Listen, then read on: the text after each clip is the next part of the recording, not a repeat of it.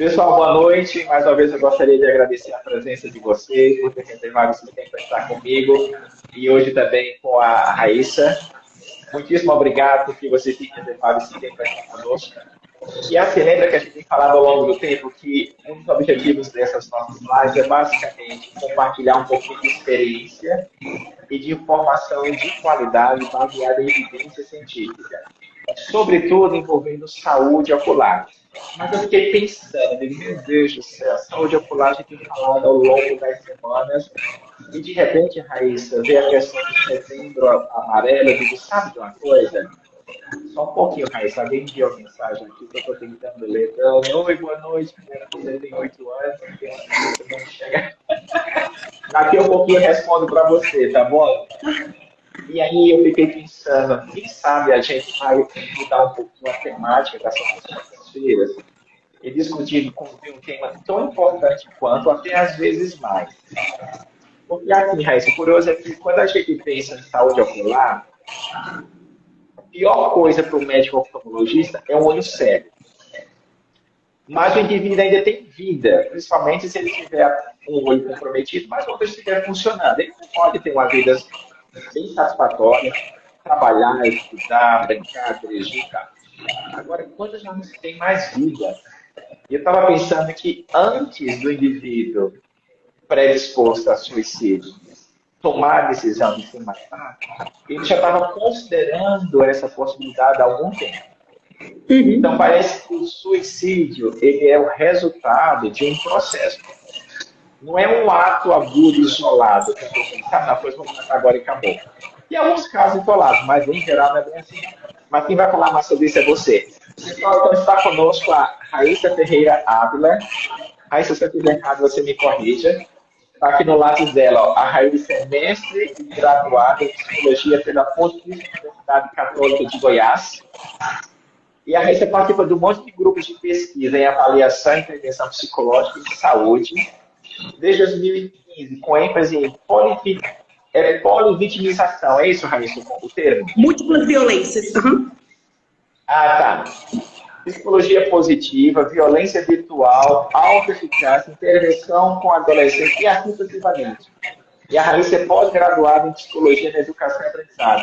A Raíssa tem um currículo extenso de prestação de serviço à comunidade em geral, à comunidade também acadêmica. Raíssa, muito obrigado por sua presença. Obrigado por ter reservado esse tempo para estar conosco. E não só isso, tá? Eu já tive a oportunidade de fazer psicoterapia com a Raíssa durante o tempo no Tanini, foi muito bom. A gente deu uma paradinha, Raíssa, mas a gente vai voltar rapidinho. Acredito na próxima semana. A gente precisa. Tá bom? Combinado. Estamos Raíssa, aqui, com as portas abertas. Olha só, eu gostei disso. E coração aberto também, mente aberta também. Com Olha certeza. só, teve algumas pessoas da audiência que fizeram algumas perguntas curiosas, interessantes. Eu queria começar primeiro com elas, porque são dúvidas gerais. Tá ótimo. Então, teve uma pessoa que perguntou o seguinte, antes da gente falar sobre Setembro Amarelo. O doutor, pergunta para a Raíssa qual a diferença entre psicologia, o psicólogo e o psiquiatra. Responde para a gente, por favor. Essa é uma pergunta frequente, né? Muito frequente. Quando a gente fala de psicólogo, a gente vai falar de uma formação de 5 anos em psicologia, para onde a pessoa vai estudar ali sobre o comportamento humano. E dentro das vertentes da psicologia, nós temos várias áreas, né? Ali de linhas de pesquisas, visões, abordagens dentro da psicologia que vai enxergar o adoecimento, vai enxergar o ser humano, né? E a partir disso vai propor as suas intervenções. A gente tem linhas também que propõem as intervenções, que propõem o adoecimento, a questão da psicopatologia, os diagnósticos, e aí a gente vai para a linha de tratamento. Esse é o profissional da psicologia. É um profissional que faz um curso de psicologia durante 5 anos, a graduação, depois vai se optar pelas áreas da psicologia. Geralmente, quando se escolhe clínica, vai fazer uma pós-graduação, vai fazer mestrado, vai fazer doutorado e segue a carreira ali de acordo com a vertente que ele acha que faz sentido ali de escolha dentro da graduação e dentro das abordagens disponíveis. O médico psiquiátrica, ele é médico. Primeira formação que ele faz é de medicina, 6 anos. Depois, ao fazer a formação de medicina, ele vai fazer a formação de residência. né, a residência em psiquiatria. A partir do momento que ele faz a residência em psiquiatria, aí ele tem o título, né, ele começa a fazer os atendimentos em psiquiatria e geralmente o que mais faz o médico é a questão do diagnóstico e a questão do receitar medicação. Mas também temos médicos psiquiatras que fazem a psicoterapia, né, que fazem também psicoterapia de acordo com as abordagens que, né, que eles, de interesse de sua formação. Tem uns que escolhem a cognitivo-comportamental, tem outros que escolhem a de Freud, né, a psicanálise, e aí cada um na sua vertente. Mas, prioritariamente, o psiquiatra, ele é um profissional formado em medicina. E aí ele está gabaritado, né, para poder fazer a avaliação biológica, avaliação médica, pedir exames, prescrever medicação e tudo mais, nesse sentido. Os dois profissionais mais importantes que tratam da saúde mental ou saúde emocional seriam o psicólogo e o psiquiatra, é isso? Sim, psicólogo e psiquiatra. E o psicanalista, orienta a gente, como é que ele se encaixa dentro desse modelo de saúde mental, saúde emocional, Larissa? Ele se encaixa. Porque a psicanálise, ele tem um método à parte. E por ter um método à parte, eles têm uma estrutura própria. Não necessariamente, para ser psicanalista, você precisa ser psicólogo. Ou você precisa ser médico. Você basta ter uma graduação, qualquer graduação que seja, você faz o curso, né? Primeiro, você vai para análise, né? Você faz muitos anos de análise, tem um acompanhamento, né? Que é você tá ser o cliente, né? Ser o paciente do método da psicanálise e tem uma formação específica em psicanálise, que demora um tempo, né? Não é uma formação rápida, é uma formação extensa, profunda, longa, até você se formar psicanalista. Então, assim, até por questão do próprio método mesmo. Quando o Freud criou a teoria, não necessariamente regulamentou-se que teria que ser psicólogo ou médico, psiquiatra. Pode ser qualquer pessoa e aí é independente, é uma abordagem independente que as pessoas escolhem para a vida. Tanto é que a gente tem aí o que a gente chama hoje de terapeutas. E aí é uma crítica que a gente tem e um cuidado que a gente tem quando a gente fala o que é terapeuta? Porque nem sempre os terapeutas vão dar conta, vão ter capacidade teórica, técnica, científica para dar conta do adoecimento mental.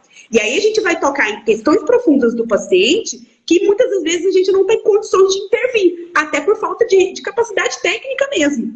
Então, a gente precisa tomar cuidado com isso, essa coisa da formação, a escolha do profissional para cuidar das questões de saúde mental e saúde emocional, precisa ser criteriosa, precisa ser cuidadosa, precisa levar em consideração a formação desse profissional, precisa ser levado em consideração, né, o tempo de dedicação e o investimento que ele faz para, de fato, ser responsável. Porque não é qualquer intervenção que serve para saúde mental e saúde emocional, né? A gente não é conversa com amigo ou conversa no bar, né? Não, é verdade.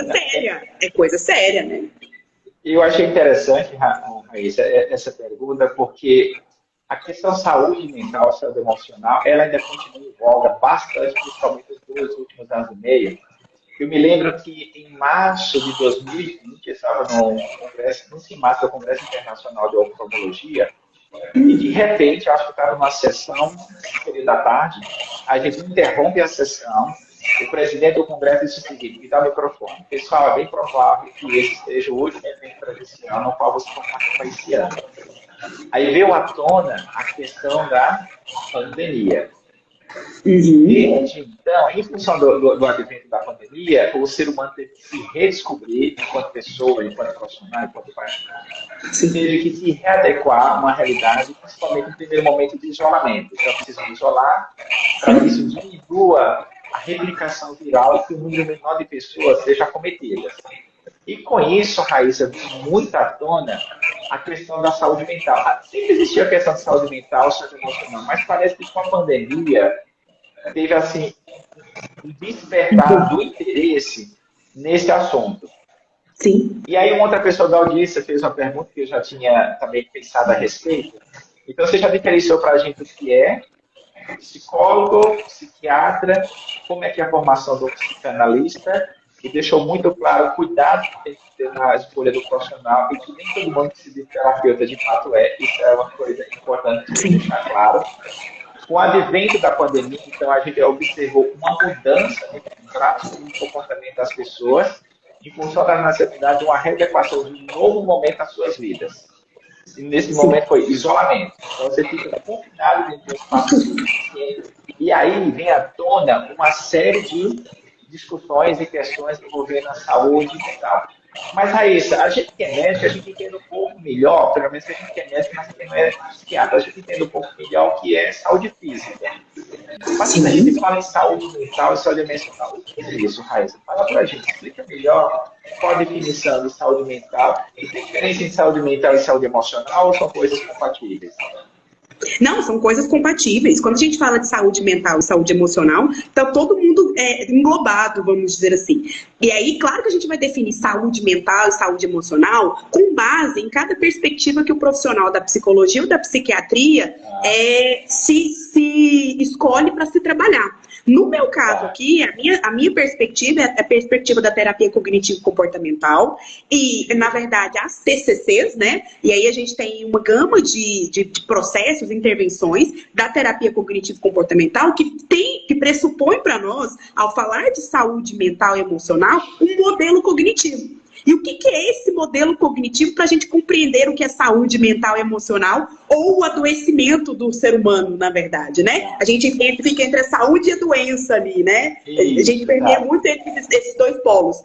É a nível de pensamento, a nível de emoções e a nível de comportamento. Então, quando a gente fala de adoecimento mental e emocional, a gente vai olhar o pensamento do ser humano, as emoções desse ser humano e as ações desse ser humano. Então, olhando esse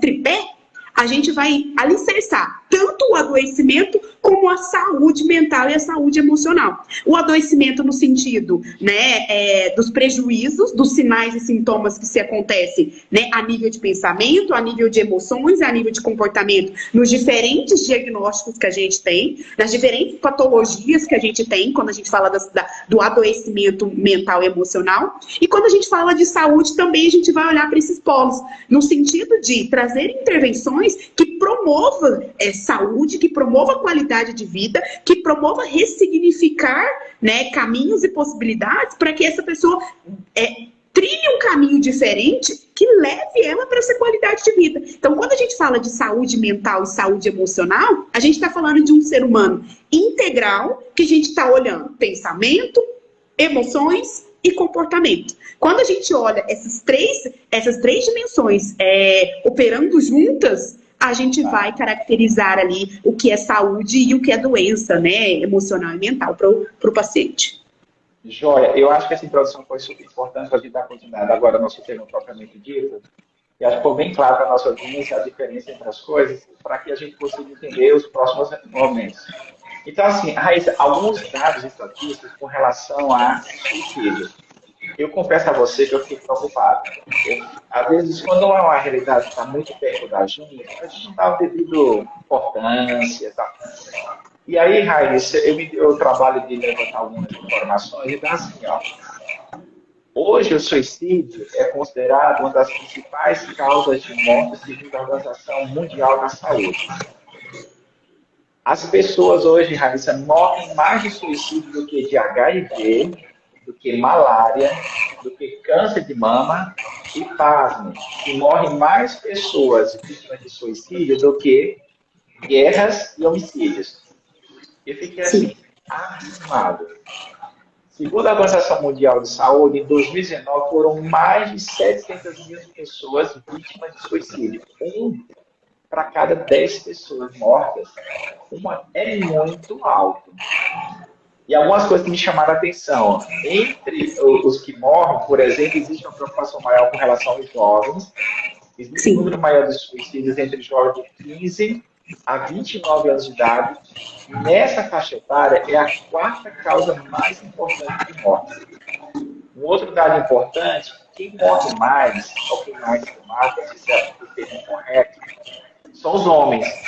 Homens morrem mais do que mulheres. A taxa de suicídio em homens é maior do que em mulheres. E teve um dado que me chamou a atenção, porque às vezes a gente tem que associar, por exemplo, o indivíduo morreu porque não tinha dinheiro, ou porque as necessidades básicas não eram satisfeitas.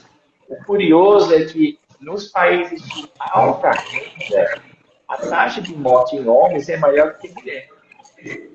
Raíssa, fala pra gente, o que é essa história de Setembro Amarelo? Ah, é muito bacana. Só comentando um pouquinho esses dados, né, que você trouxe aqui para a gente a título de conscientização, isso é muito legal, para a gente ter noção e dimensão do problema que a gente tem. Porque suicídio ainda é uma temática tabu na nossa sociedade. A gente tem vários mitos, daqui a pouco a gente vai até trazer alguns aqui, né, que vão, de certa forma, embaçando a nossa visão para esse tema e vai colocando a gente distante desse tema. Mas esse tema, às vezes, está mais próximo do que a gente imagina. Quem que não conhece alguém, ou já ouviu falar de alguém, ou tem alguém próximo que já pensou ou já tentou suicídio alguma vez? Né? Acho que, na nossa experiência, sempre tem alguém que conhece alguém que tem alguém. Então, é muito bacana a gente falar disso, para a gente ter essa noção de dados e a gente ver que a coisa é séria mesmo, e que a gente precisa tomar partido e olhar para nós, olhar para os nossos, para que a gente possa buscar caminhos de prevenção. E quando a gente fala disso, a gente vai falar da campanha do Setembro Amarelo. O que é campanha do Setembro Amarelo? Em 2013, a Associação Brasileira de Psiquiatria viu que tinha que se instituir a importância dos dados, a relevância desse tema, se instituir isso no calendário. E aí deu notoriedade, colocou isso dentro da associação, e em 2014, em parceria com o Conselho Federal de Medicina, eles instituíram que setembro seria, no calendário médico, né, seria aí o mês de conscientização sobre o suicídio, de prevenção e de promoção de saúde mental e emocional, devido a esses dados alarmantes que o Charles acabou de trazer para a gente aqui, que só vem crescendo a cada tempo. Antes da pandemia eles já eram grandes, depois da pandemia eles ficaram maior ainda, né? Agora nós vamos ter, com certeza, agora a gente vai ter dados sobre isso, né? Publicações recentes pós-pandemia, porque ainda nem acabou, né? A pandemia não acabou ainda, né? E aí a gente vai ver que, na verdade, esses dados só aumentam a cada dia. Então, daí a necessidade de se intervir, de conscientizar, de se falar sobre isso. Porque um dos mitos, que vou até adiantar dando um spoiler para vocês aqui, que a gente tem, é que se falar sobre o suicídio, a gente vai incentivar as pessoas a se suicidarem. Então, na verdade, a campanha do Setembro Amarelo vem justamente para combater esse mito. Peraí, é informação que as pessoas precisam. Informação do que fazer, como fazer, aonde ir, onde buscar ajuda, para quem pedir ajuda, de que forma pedir ajuda. Então, quanto mais informação... E olha que a gente já tem uma campanha grande do Setembro Amarelo, né? As redes sociais estão mobilizadas, né? Quem não ouviu falar de Setembro Amarelo? As empresas estão sensibilizadas, a sociedade, de certa forma, está sensibilizada, mas ainda assim os dados estão monstruosos. Então, quanto mais informação, na verdade, mais a gente vai poder ajudar. E não o contrário, né? Então, a gente tem uma corrida aí bem intensa, bem ferrenha, para a gente poder, de fato, cuidar desse tema, né? Joia, Raíssa. Excelente. Enquanto você estava falando, eu me lembrei que no início do ano, eu estava no centro civil conversando com um colega, e de repente eu perguntei, você está meio borocochô, Juru, o que está acontecendo, tal? E aí ele disse, olha, eu estou tentando entender uma coisa muito chata que aconteceu, que foi. O meu pai foi até um dos andares mais altos do prédio e se lançou pela janela. E morreu. Claro que a gente percebe assim, o pesar na maneira como o indivíduo fala, a dor da perda, não conseguir entender o que está por trás, porque em teoria, um ambiente familiar adequado, harmonioso, tem suas dificuldades, suas demandas, mas consegue sentar, conversar, bater papo e resolver. E depois eu fiquei pensando sobre isso, e você falando agora, e eu divido mais ou menos próximo a gente opera junto, tal, bate papo, conversa, e ele trouxe essa questão e ficam muitas interrogações, né? Aí eu fiquei pensando, Raíssa, o que é que se passa pela cabeça? Aquilo que eu tinha comentado com você, na minha opinião, parece que é um processo. é uma atitude tomada como resultado de algumas coisas. O que se passa pela cabeça do indivíduo, pelo coração do indivíduo? Quais são as emoções que vêm à tona? Como é que o indivíduo chega numa situação que eu não sei se ele está pedindo, como se fosse um pedido de socorro, é como se fosse um grito em silêncio, ou como se ele percebesse que não tem mais solução para o caso dele. O que é que se passa? Qual é o perfil do indivíduo? Como é que a gente conseguiria identificar uma pessoa que tem uma predisposição? Ou como é que a gente consegue identificar algum tipo de comportamento, alguma fala, algum gesto? Para quem sabe a gente poder até entender uma situação. Uhum. Não, é muito bacana a gente falar disso, porque assim, quando a gente fala de suicídio, né, de pensamento suicida, e de tentativa de suicida e da concretização do suicídio, a gente vai falar com certeza de um adoecimento emocional, de uma fragilidade emocional, de uma vulnerabilidade emocional.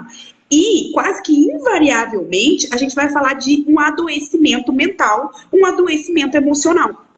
Então, quando a gente fala dessas pessoas que tentaram, pensaram em suicídio, elas estão sob pressões, estresses, situações e circunstâncias da vida que fazem com que ela perca o prazer, perca o sentido, perca ali a vontade, né, o gosto por continuar vivendo, por continuar tentando. Por quê? O nível de vulnerabilidade, o nível de fragilidade, o nível de adoecimento dessa pessoa é tão grande que a percepção dela de si mesmo, do mundo, do outro e da vida, ela se torna unilateral. Uma perspectiva única.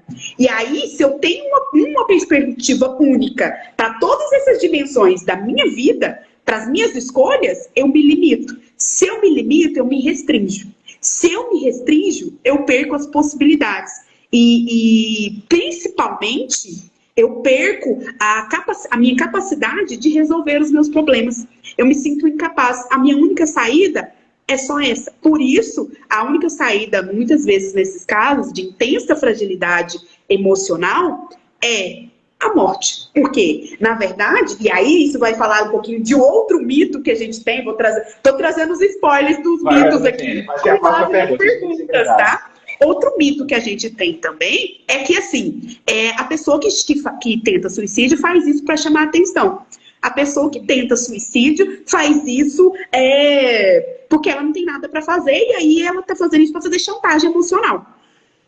Na verdade, não. A pessoa que tenta suicídio, a pessoa que pensa em suicídio, a pessoa que concretiza o suicídio, ela está em sofrimento emocional e está ali, de fato, fazendo esse grito de socorro. Só que muitas vezes nós não estamos preparados, nós não somos uma cultura de prevenção, nós não somos uma cultura de educação emocional, nós não somos uma cultura onde a questão do adoecimento mental, a saúde mental, faz parte da saúde, faz parte das discussões familiares, faz parte dos contextos, pelo contrário, né? De uns tempos para cá, a gente vê uma certa evolução nesse sentido, mas ainda assim a gente vê muita rigidez, a gente vê muito preconceito, a gente vê muitos tabus envolvendo o adoecimento mental e emocional, que vai tornar, né, muitas tradições, né, muitas crenças rígidas, né, enraizadas, que, na verdade, não olha para o ser humano adoecido. Pelo contrário, condena-se o ser humano adoecido. Julga-se o ser humano adoecido.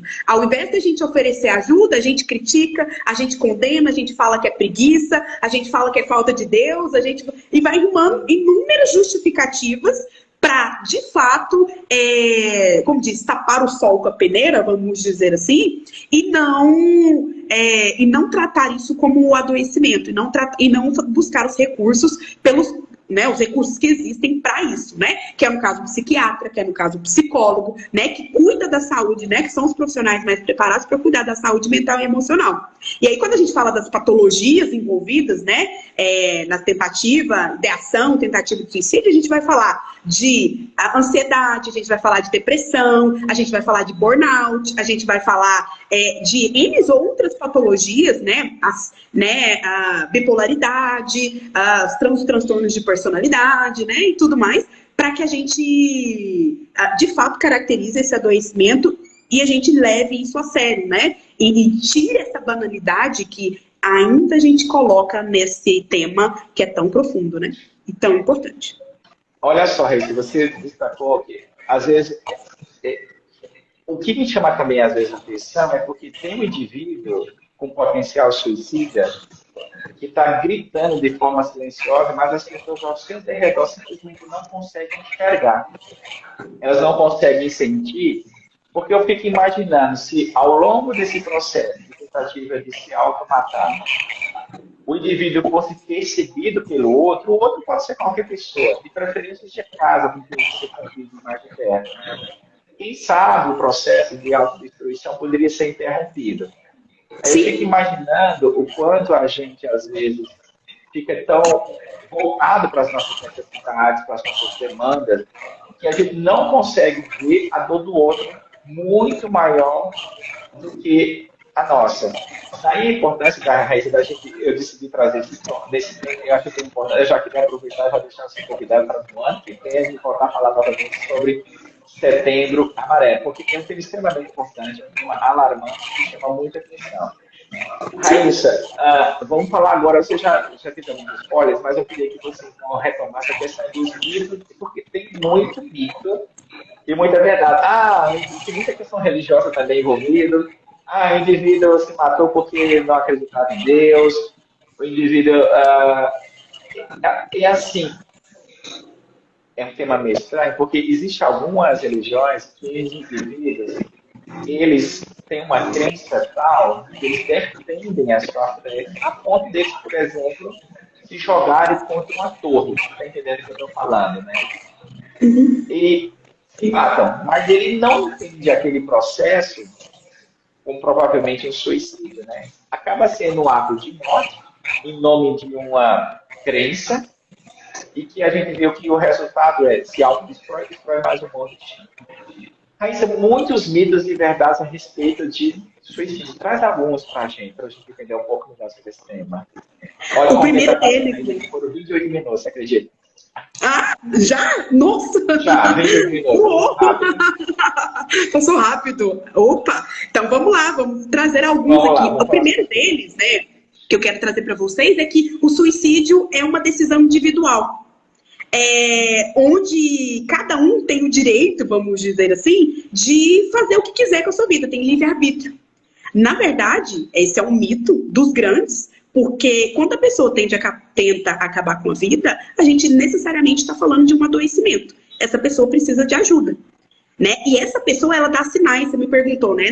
Na outra pergunta, você me perguntou um perfil, como que a gente pode observar isso? E isso é muito bacana, porque a gente vai identificar isso a nível de pensamento, a nível de emoções e a nível de comportamento. A nível de pensamento, Raíssa, quando você fala de comportamento, fica fácil de eu entender. Ele vai falar, ele vai agir de maneira tal que sugere. Agora, pensamento... A nível de pensamento fica mais difícil porque é um nível privado. É difícil a gente ter a pessoa externa ter acesso. Mas a nível de emoções e a nível de comportamento, a gente consegue ter mais clareza. Porque as emoções a pessoa externaliza. Seja por agressividade, seja por isolamento, seja por tristeza, seja por raiva, seja por medo, seja por ansiedade, né? Então, a gente vai por comportamentos, né? A gente vai ter aí esquivas, agressões, violências, gritos. Então, todas essas demonstrações que fogem do normal, vamos dizer, do que a pessoa ali que você convive, que é o normal da pessoa, a gente precisa ficar alerta. A gente precisa tomar providências precisa investigar para saber o que necessariamente é. Principalmente agora, depois da pandemia. Essa pandemia, a gente teve uma virada de vida em muitas pessoas, uma virada de chave em muitas pessoas. O trabalho remoto, o desemprego, questões, violências, abusos. Então, todos esses sinais, é o que a gente chama de fatores de risco, né? Todos esses fatores de risco a gente precisa observar para que a gente identifique, consiga identificar essa pessoa que está predisposta a tentar, a pensar ou a concretizar ali o suicídio. E aí a gente pode fazer alguma coisa nesse sentido. E um outro mito é que a pessoa que pensa suicídio, se ela só pensar, pensou uma vez, ela não vai... Só pensou, pensar pode pensar. Não, ela não vai tentar, não. Ela não tem coragem de tentar. Na verdade, como o Charles fala do processo, começa no pensamento. Ninguém concretiza o suicídio direto para o ato de concretizar. Ele pensou, a gente tem, né, o pensamento, a gente tem o plano, a gente tem a tentativa e a gente tem o ato concreto. Então, a primeira de tudo é o pensamento. E aí, o pensamento, por quê? Porque é um evento privado, né, é uma relação de você com você mesmo, que geralmente é só você que tem acesso, né? E o profissional ao qual você se dispõe a trazer, a colocar isso na mesa, né? Elucidar isso para o profissional, ele também tem acesso. E aí você fica ruminando aquele pensamento, que vai crescer ali no plano. Como que eu vou fazer isso? De que forma? Como? De que jeito? A tentativa, que são os meios que você utiliza, e a concretização para, de fato, executar e dar fim ali, né? Ter o autoextermínio ali da sua vida. Então, tudo isso, ao analisar tudo isso, a gente vê que é um processo, sim, que tem como ser evitado, que tem como ser cuidado e que as pessoas dão sinais, sim. Um outro mito que a gente tem aqui, inclusive é que as pessoas não dão sinais. As pessoas, quem quer tentar, tenta. As pessoas dão sinais, sim, a nível de emoções, a nível de comportamento e a nível de pensamento. A nível de pensamento mais privado, a nível de emoções privado e externo, porque né, a pessoa externaliza ali um isolamento, uma tristeza, uma raiva, um estresse, né, uma irritabilidade, que seja. E a nível de ações, as N ações que ela faz para se defender ali dessa situação e dessa fragilidade emocional que está ali incomodando. Porque ninguém, na sua essência, realmente quer acabar com a sua vida. Na verdade, a tentativa e a concretização do suicídio é para acabar com a dor emocional que ela está sentindo. O objetivo maior não é acabar com a vida, é acabar com a dor que ela está sentindo. E, às vezes, acabar com a vida é a solução para acabar com a dor. Então, que a gente trabalhe essa dor, né? Que a gente se disponha, se disponibilize para cuidar dessa dor, né? Olhar a nossa dor, olhar a dor dos nossos em volta, né? Que cada um no seu núcleo aí, né? No seu convívio, tem esse olhar mais sensível, tem esse olhar acolhedor para, de fato, cuidar. Porque tem como a gente prevenir, tem como a gente cuidar, sim. Se a gente colocar isso como uma pauta, né, como uma prioridade da nossa casa, da nossa família, né? E Raíssa, olha só, 34 minutos, a gente está quase encerrando. Eu queria fazer um ou dois comentários, aí eu queria que você poderia fazer o desfecho final. O indivíduo que tentou ser sucesso, ele vai continuar tentando até conseguir, ou isso não é regra geral? Isso também é um mito. Tentei, não deu certo, vou tentar mais um ano, segunda, terceira, quarta, ou ele vai ficar tentando até conseguir, ou não. Ele viveu aquele experiência, não gostou disso, não vou tentar mais. Tenta sim, não duvide. Não duvide. Porque, de novo, né, ele está querendo acabar ali, não necessariamente com a vida, mas com a dor emocional. Então, o número de tentativas só mostra o quão intenso e o quão crônico se tornou essa dor emocional ao longo do tempo. E o quanto que uma coisa só vai, né, um efeito dominó, vamos dizer assim, uma coisa só vai levando a outra, um efeito bola de neve. E até que ele encontre, né, um recurso que de fato dê cabo à vida, né? Porque, igual você falou nos dados, isso é bacana de trazer. Os homens concretizam mais, por que eles concretizam mais o suicídio? Porque os métodos que eles utilizam são métodos de autoextermínio imediato. As mulheres tentam mais do que concretizam. Por quê? Os métodos que as mulheres utilizam na tentativa são métodos que dá para recuperar. Por exemplo, tomar medicamento. Você faz a lavagem estomacal, você, né, cortar o pulso, não necessariamente, né? São exemplos aí de tentativas que as mulheres recorrem mais e que não dá cabo à vida tão imediatamente, mas os homens não. Os homens usam recursos que, de fato, dão cabo à vida de forma imediata, né? Uso de armas e outros nesse sentido. Por isso, os homens concretizam mais, né? Você falou que existe possibilidade da gente tentar ajudar as pessoas que estão emocionalmente muito fragilizadas. Se tem algumas opções de tratamento, identificamos um indivíduo que tem essa predisposição, a palavra adequada, e ele sinalizou, e de alguma forma nós entendemos que esse indivíduo é um potencial candidato ao suicídio.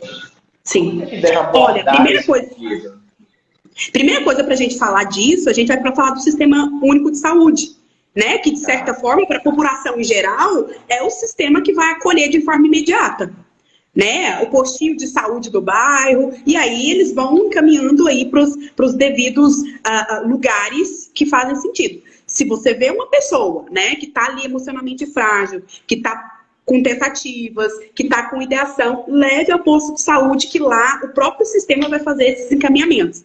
Se você vai para a rede particular, né, tem solução para todos, do menor ao maior em nível socioeconômico, né? Busque na rede pública uma emergência, né? Geralmente esses casos vêm muito para emergência, né? Bem no susto, né? E você leva e a própria rede vai fazer a notificação, vai fazer o acompanhamento necessário. Para o caso particular, leve no psiquiatra de forma emergencial, leve na emergência, né? Do seu plano de saúde. Provavelmente ali vai ter um médico clínico geral e ele já vai fazer o encaminhamento necessário para o psiquiatra e a partir disso vai dar os encaminhamentos necessários para poder fazer a intervenção. Dependendo do caso, dependendo da gravidade, já é caso até de internação. E aí, tanto na rede pública quanto na rede privada, eles vão fazer os encaminhamentos necessários para, de fato, cuidar dessa vida, né, e preservar a vida, né? Porque, de novo, o alvo é preservar a vida sempre, né? A vida sempre em primeiro lugar, independente de qualquer situação ou circunstância. O objetivo é preservar a vida. E aí, quando a gente já falou a nível de crise, né? A nível de emergência. Agora, a nível de, como diz, né? Ambulatorial. Aí a gente vai falar, pedir para essas pessoas que estão identificando, né, questões de ansiedade, questão de depressão, né, dificuldades, problemas, principalmente depois devido à pandemia, né, tem inúmeros problemas emocionais apareceram aí, que busque, né, tanto o Sistema Único de Saúde como também as universidades, né, do ponto de vista de população geral, que às vezes não encontra um tratamento acessível. Toda universidade que tem um curso de psicologia, ela tem uma clínica escola. E essas clínicas escola, ela faz atendimento gratuito para a comunidade, para que a comunidade receba essa assistência, né? E também tem clínicas, né? Se pesquisa na sua cidade, profissionais que atendem a valor social, tem clínicas que atendem a valor social, quem não tem recursos, né? Plano de saúde também tem essa possibilidade.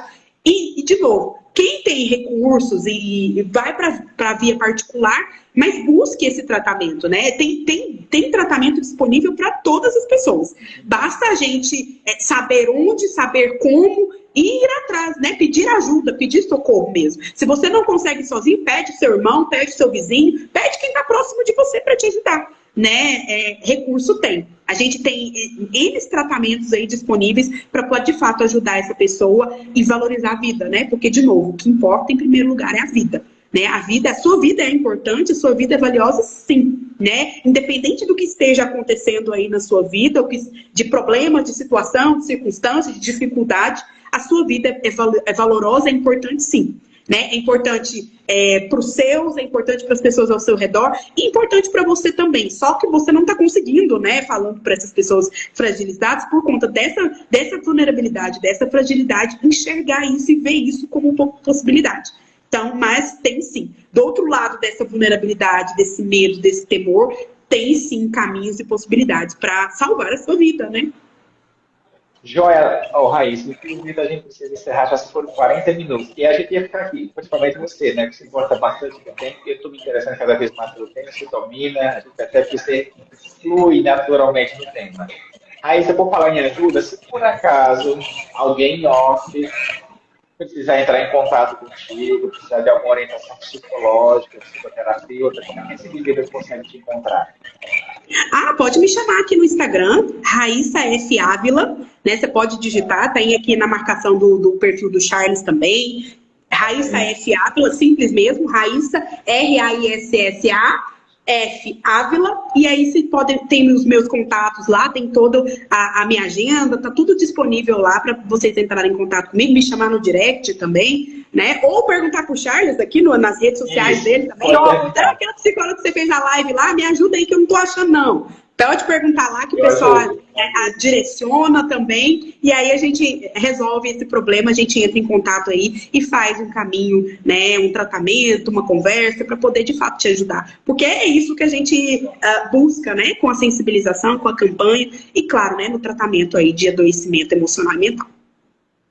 Raíssa, muitíssimo obrigado por ter estado conosco esses 41 minutos, que tem passado muito rápido, o assunto é muito interessante. Obrigado pela riqueza de detalhes, por ter compartilhado seu conhecimento e experiência nessa área. Eu queria também agradecer a nossa audiência, por ter reservado esse tempo para estar conosco. Não esqueça que na próxima quarta-feira nós teremos um encontro marcado aqui, todas as quartas-feiras do nosso canal. E a ideia é sempre essa, Raíssa, é compartilhar um pouquinho de experiência e conhecimento de qualidade com embasamento científico, para ajudar as pessoas nas suas demandas pessoais. Pessoal, não esqueça de compartilhar esse conteúdo, compartilhe bastante, clique lá no joinha, dá teu like, para que a gente possa continuar, então, fazendo esse trabalho, tá bom? Raíssa, beijão. Obrigado, tchau, tchau. Eu que agradeço. Pessoal, beijão para vocês, muitíssimo obrigado. Um abraço. Tchau, tchau.